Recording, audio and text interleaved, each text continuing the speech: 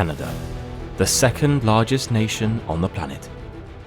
Comprising some 3.8 million square miles and spanning 6 time zones, Canada's territory is so vast that it encompasses numerous climates, from the towering peaks of the Rocky Mountains and the flat expanses of the prairies, to the temperate rainforests of the Pacific Northwest and the frozen tundras of the Arctic Circle. However, this diversity is not limited to its geography. It is also reflected in its people. Over the course of centuries and millennia, Canada has been shaped by individuals from all over the world, bringing with them a wide range of cultures, languages, and religions. Although these differences sometimes led to conflict, they more often fostered mutual understanding and cooperation, as diverse communities came together to build new identities in an entirely new nation.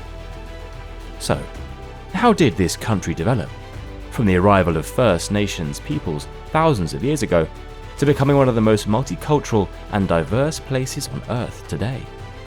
This is the history of Canada.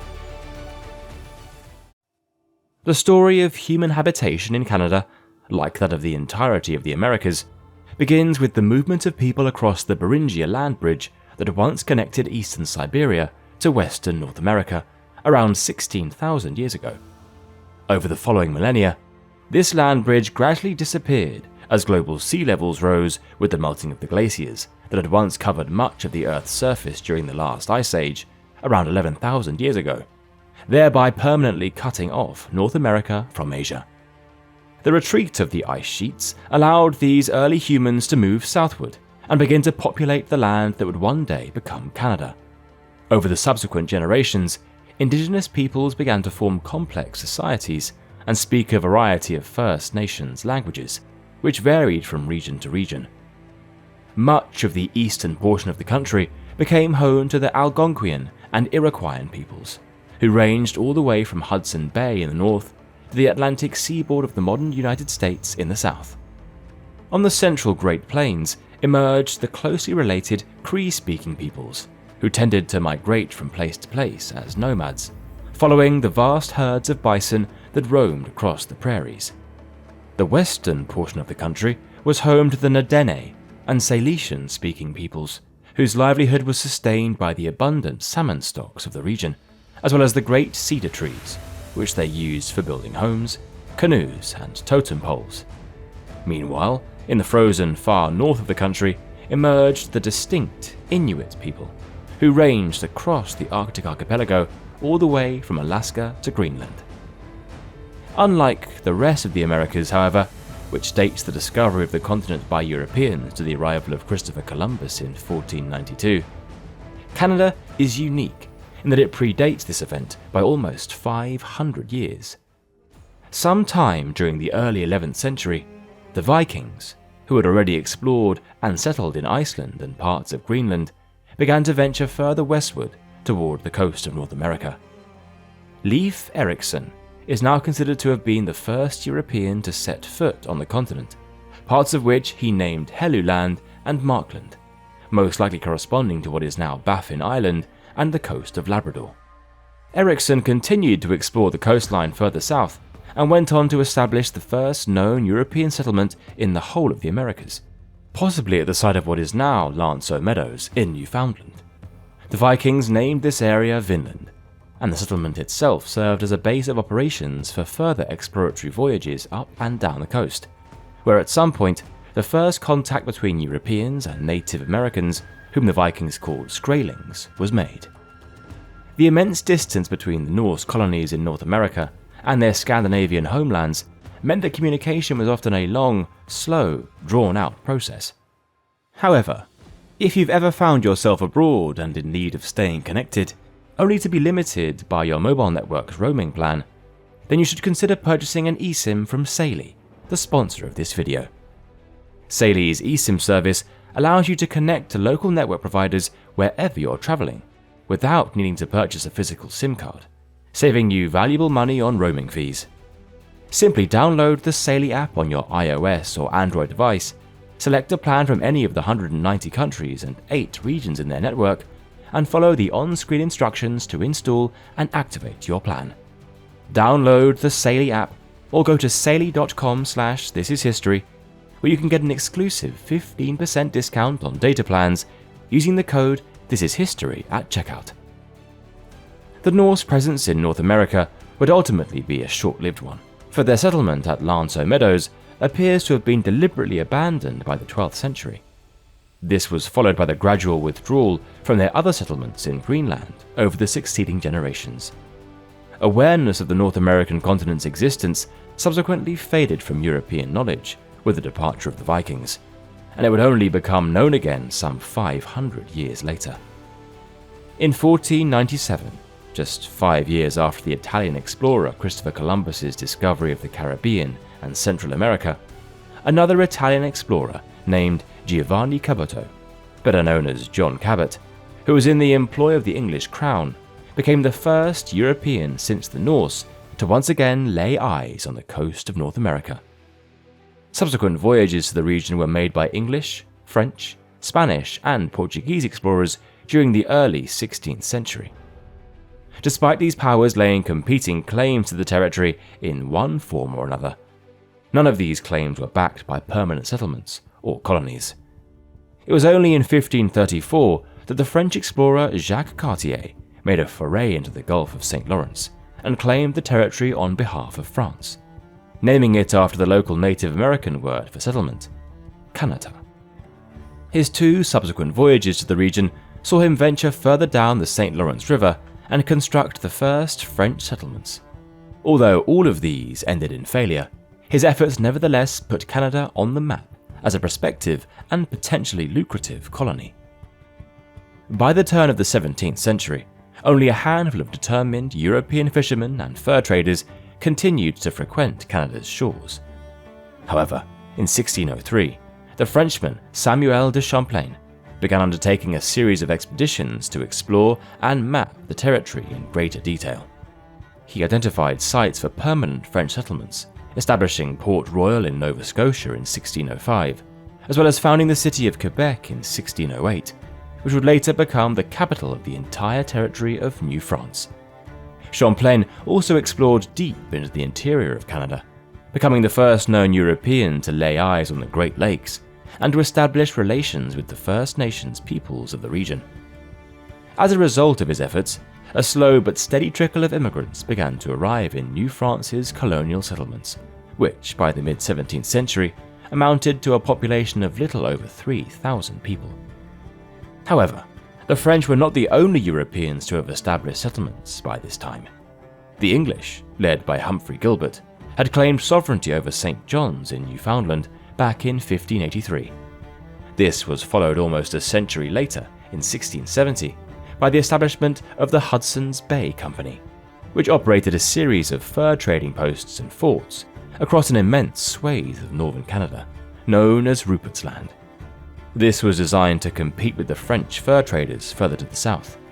So much so that by the beginning of the 18th century, what is now Canada and the United States had effectively been divided into 2 European spheres of influence, one French, encompassing the St. Lawrence River, the Great Lakes, and extending down the Mississippi River to the Gulf of Mexico, and the other British, which controlled the area around Hudson Bay, as well as practically the entire eastern seaboard of the North American continent, stretching all the way from Georgia to Newfoundland.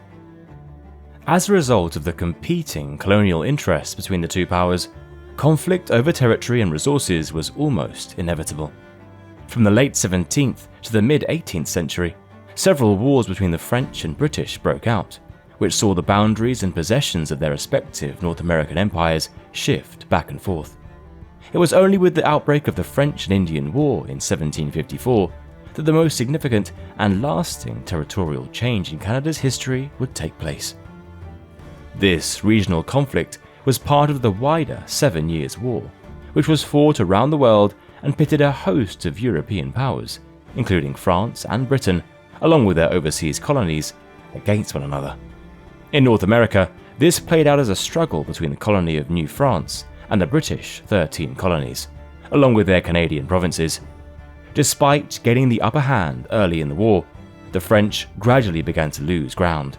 First in Nova Scotia, where the French-speaking population, known as Acadians, was expelled by the British, and then in 1759 came the decisive blow when the heart of New France itself, Quebec, fell to British forces following the Battle of the Plains of Abraham.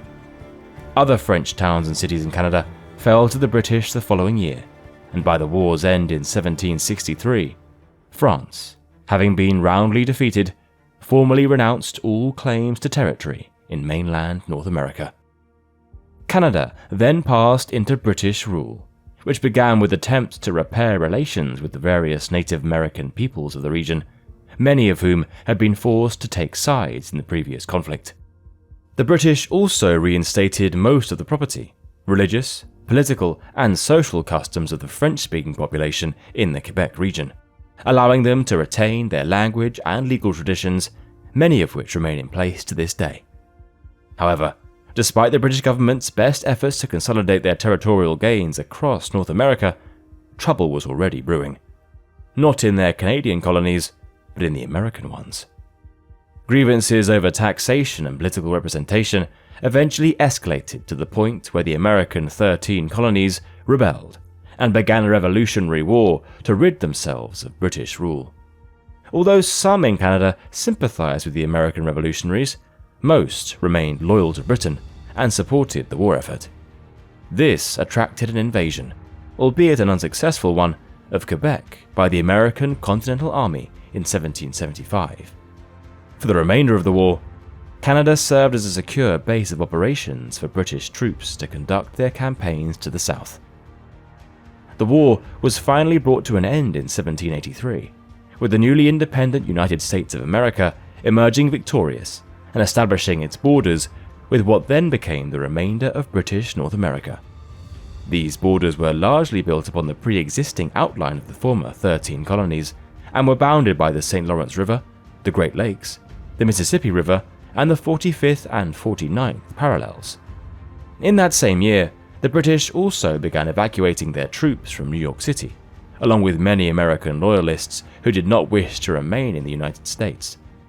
Many were transported to Canada, where they formed new communities in Nova Scotia, and helped to establish the entirely new colony of New Brunswick.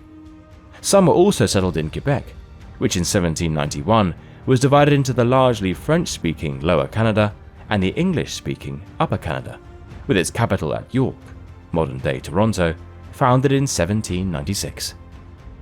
Meanwhile, far to the west on the Pacific coast, efforts were underway to bring this region, what would later become part of Canada, under British rule.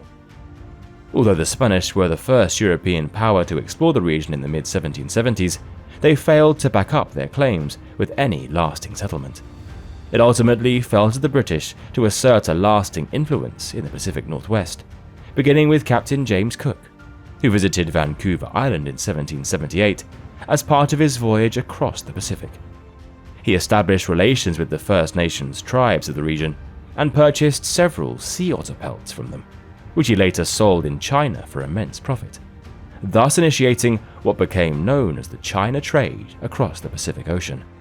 Although there was a brief moment of crisis in 1789 between Britain and Spain over their competing claims in the region, the British ultimately secured a favourable and peaceful resolution. As a result, during the 1790s, further efforts were made to open up the Pacific Northwest to British fur traders. Not only were more maritime expeditions sent to explore the region, such as that of George Vancouver, who arrived in 1792, but overland missions were also undertaken. Figures such as Sir Alexander Mackenzie pioneered previously uncharted routes through the Rocky Mountains to reach the Pacific Ocean, which then allowed for the establishment of the first settlements in what would become the territories of Vancouver Island and British Columbia. However, the competing commercial interests of British and American fur traders would lead to the region becoming heavily disputed between the two powers for the decades that followed. With the turn of the 19th century, however, peace between Britain and the United States had begun to show signs of strain. Not only were there territorial disputes as America began its expansion westward, but its trade with Napoleonic France, whom Britain was at war with, caused considerable resentment within the British government in London. As a result, trade restrictions were placed on American ships, and the Royal Navy took to press-ganging American sailors on the grounds that they were British deserters. By the year 1812, the Americans had had enough and decided to launch an invasion across their northern border into British Canada. The War of 1812 lasted for the better part of 3 years and was characterized by a series of back-and-forth invasions by both American and British Canadian forces into each other's territory, ultimately without significant result. When the war ended, the border between Canada and the United States remained more or less unchanged, with neither side having made any meaningful gains.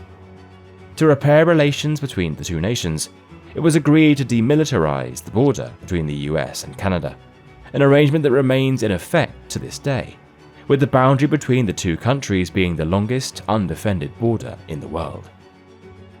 Despite the normalization of relations between the North American neighbors, some in Canada, particularly loyalists and colonial elites, continued to harbor deep anti-American sentiments. This had dramatic consequences some 20 years later, when growing frustration over undemocratic colonial rule inspired some Canadians, partly influenced by American Republican ideals, to turn to armed revolt. The rebellions of 1837 to 1838 saw widespread disturbances across both Upper and Lower Canada, prompting a strong response from government forces who brutally suppressed the uprisings.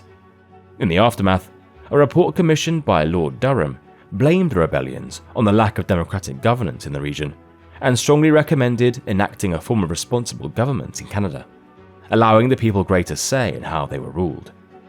Shortly afterwards, in 1840, both Upper and Lower Canada were merged into a single colony, the United Province of Canada, which set the country on the path towards becoming a self-governing nation. By the mid-19th century, Canada had begun to expand into the geographical shape that we recognize today. The disputed territory between Britain and the United States in the Pacific Northwest had been resolved with the Oregon Treaty in 1846.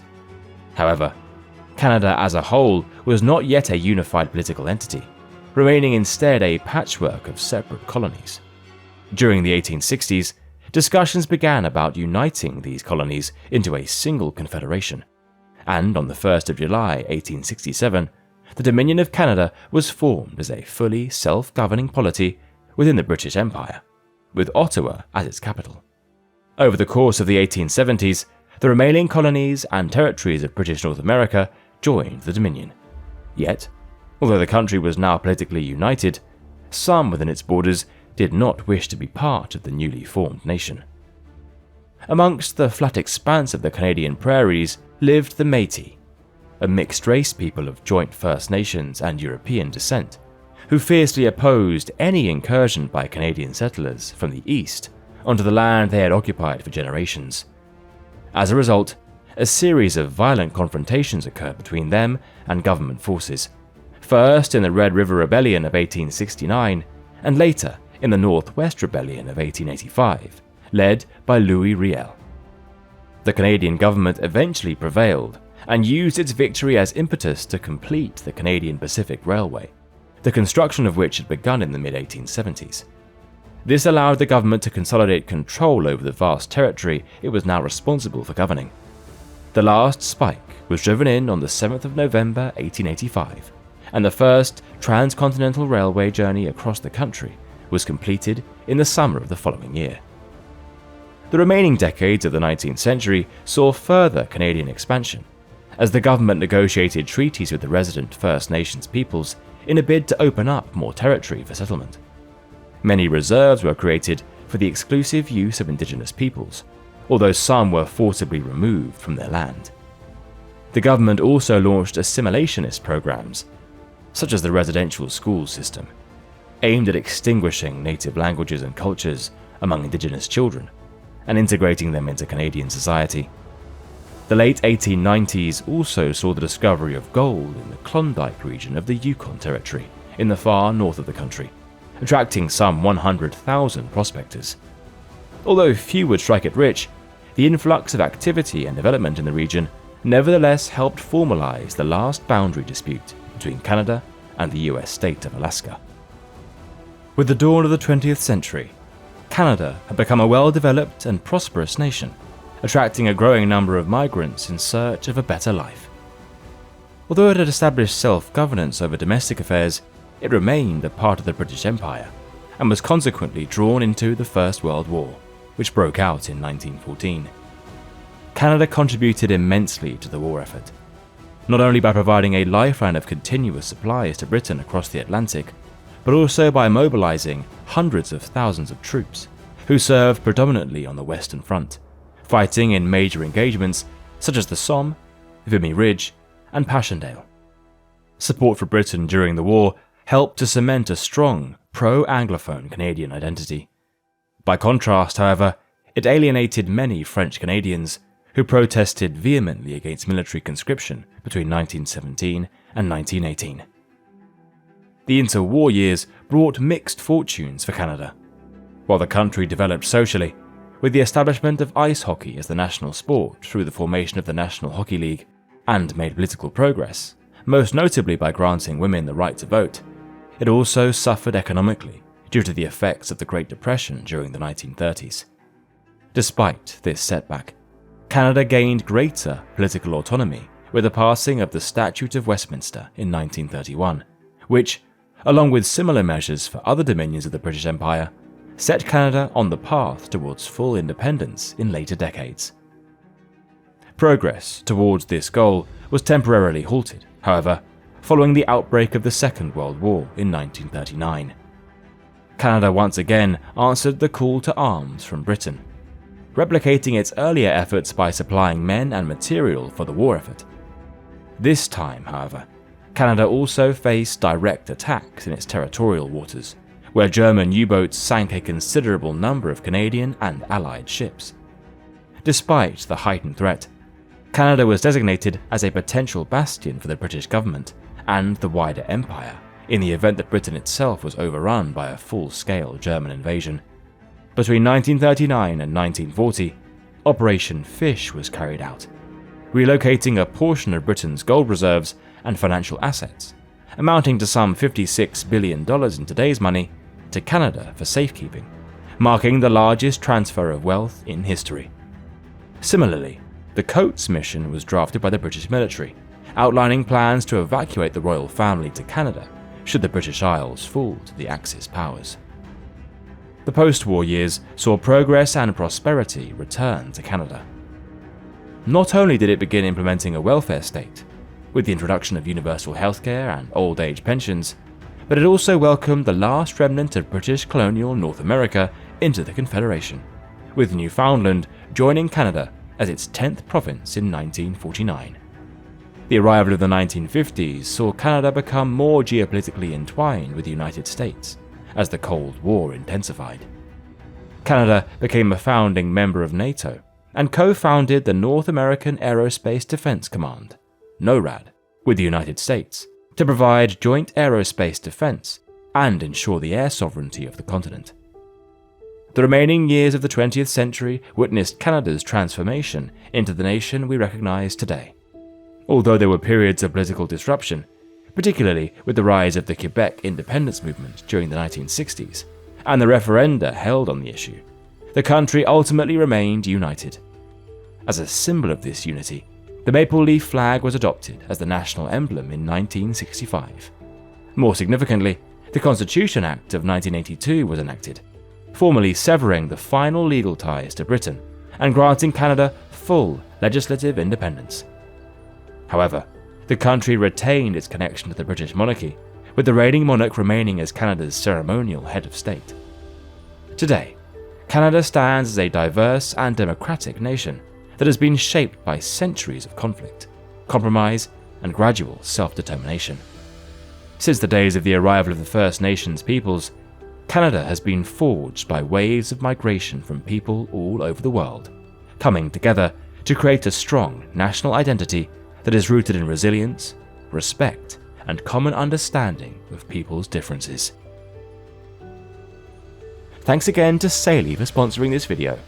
Download the Saily app or visit saily.com/thisishistory to get an exclusive 15% discount on data plans using the code thisishistory at checkout.